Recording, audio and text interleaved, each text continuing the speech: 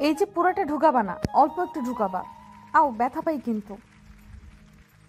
এই দেখো, চিৎকার করো কেন? বাসর রাত, আজ আস্তে করতেছি। তবুও একটু থামো প্লিজ, লক্ষ্মী বউ। আচ্ছা, তবে আরো আস্তে আস্তে করো। এত- ধুর, কাকে যে আমি বিয়ে করেছি জানি না, আমাকে বাসর করতে না দিয়ে ছাদে এনে বসিয়ে রাখছে। বাল, আর ভালো লাগে না। ছাদে বসে এখন শুধু মশার কামড় খাইতেছি। ওই বউ, চলো না রুমে। তো তাড়াতাড়ি কিসের তোমার শুনি? এখানে খালি মশা কামড় দেয়। রুমে চলো, তারপরে একটু ইয়ে করি না প্লিজ বউ, চলো। এই চুপ, একদম চুপ। পচা কথা বলছি না, আজকে বলবা না। তো কাকে বলবো শুনি? আমার পুরো শরীর তো আজ হট হয়ে আছে। রুমে গেলেই তারপরে বোঝাবো মজা। কি বললি শয়তান? যা, আজকে রুমেই যাব না।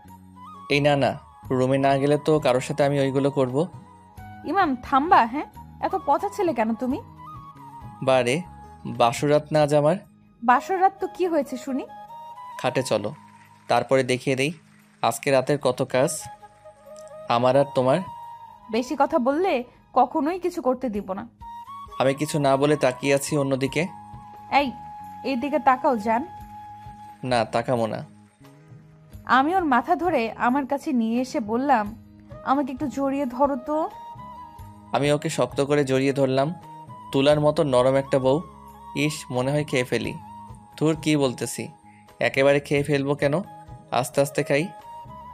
এখন খুশি হয়েছো জড়িয়ে ধরে? না, খুশি হইনি। আমার না একটু ঠোঁট খাওয়া লাগতো, আর রুমে গিয়ে একটু অন্য কিছু খেতে ইচ্ছে করতেছে। এখন শুধু ঠোঁট খেতে দিলেই হবে।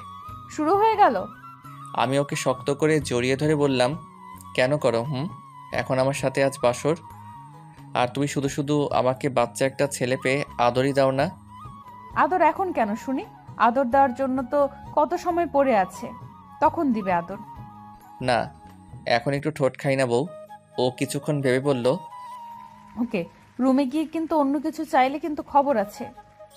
মনে মনে বললাম, গন্ডি বউ, আজকে রাতে মজা বোঝাবনি। এত এত কিছু যে করব তুমি ভাবতেই পারবে না কিছুই।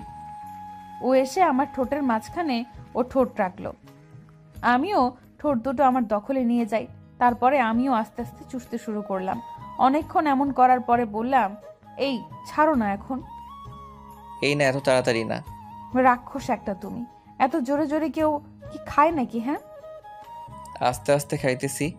জীবনের প্রথম ঠোঁটের স্বাদ পেলাম। ইস, প্রেম করার সময় তো একটা কিসও করনি কোনো সময়। এই একদম চুপ। কি আর করব, আমি চুপচাপ রয়ে গেলাম। পরিচয়টাই তো দেয়া হলো না। আমি হলাম ইমাম। এই তো, নিজেদের কোম্পানি দেখাশোনা করি। আর এই হলো আমার বউ। আমরা আজকেই বিয়ে করেছি। আমি কিন্তু আমার বেস্ট ফ্রেন্ডকে বিয়ে করেছি, ওর সাথে অন্যরকম একটা সম্পর্ক ছিল। অনেক ভালোবাসতাম ওকে, আর ও আমাকে ভালোবাসতো। এই খালি তাকিয়ে থাকবা, কথা বলবা না, হ্যাঁ? তাহলে চলো রুমে যাই। কেন কেন শুনি? ওদিকে আবার বাসর করতে দেরি হয়ে যাবে না, তাই তো এত তাড়া। এমনিতেই আজকে সারা রাতই তো তোমার আর আমার ডিউটি করতে হবে না। এই মিস্টার ইমাম, আজকে কোনো বাসর না। আজকে দুজন জড়িয়ে ধরে ঘুমিয়ে থাকবো। আর বাসর হলো কালকে। কেন? সবাই তো এই রাতেই করে। সবাই এই রাতে করে, আমরা না হয় পরের দিন করব। আমি তোমার বউ, কোথাও তো পালিয়ে যাচ্ছি না। তাহলে আর কোনোদিনও করা লাগবে না। তাহলে তো অনেক ভালো। আরও অনেকক্ষণ ছাদে থেকে আমি আর ইমার রুমে চলে আসি। ঘুমার ঘুমাবা না? ওকে, আমি একটু ফ্রেশ হয়ে আসতেছি। আমি ঘুমাবো তাতে তোমার কি? তুমি বলেই দিয়েছো যে আজকে কিছু হবে না। পারলে ঘুমিও, এমন কামড় দিব 20টা সেলাই লাগবে, মনে রেখো। এটা বলে ইমা চলে গেল। কিছুক্ষণ পরে ও আসলো, এসেই আমার বুকের উপরে শুয়ে পড়ল। কি বাবু, তোমার কি মন খারাপ নাকি? আমার মন সবসময় ভালো থাকে, খারাপ থাকবে কেন? আচ্ছা, আমি ঘুমাতে আসি, আমাকে আর ডিস্টার্ব করবা না। এটা বলে ইমা চোখ বুজে নিল। কিছুক্ষণ পরে আমি ওকে ডাক দিতে লাগলাম, বউ, ও বউ। এই কি হয়েছে তোমার, বলো তো? ঘুমাতে দিবা নাকি? আমি চুপ হয়ে অন্যদিকে তাকিয়ে রয়েছি। কি হয়েছে বলো না কেন? আর একটা পাপ্পি দিব। একবার না ছাদে বসে আমাকে পাপ্পি দিলা, আবারও কি দিতেই হবে? যাই হোক, আমি তো তোমার নিজের বউ। আমি কি তোমাকে পাপ্পি দিতে বারণ করেছি নাকি, হ্যাঁ? এটা বলার পরে আমার মনে একটু জোর আসলো। আমি গিয়ে ওর ঠোঁটের সাথে আমার ঠোঁট মিশিয়ে দিলাম। অনেকক্ষণ পরে ছেড়ে দিলাম। শয়তান, আবারও এমন এত জোরে চেপে ধরেছো? তুমি বলে দিয়েছো যে তুমি আমার নিজের বউ, আর নিজের বউয়ের সাথে আমি যেটা করি তাতে তোমার কি? এখন আমি অন্য কিছু করব। তো তো তুমি কি করতে চাও?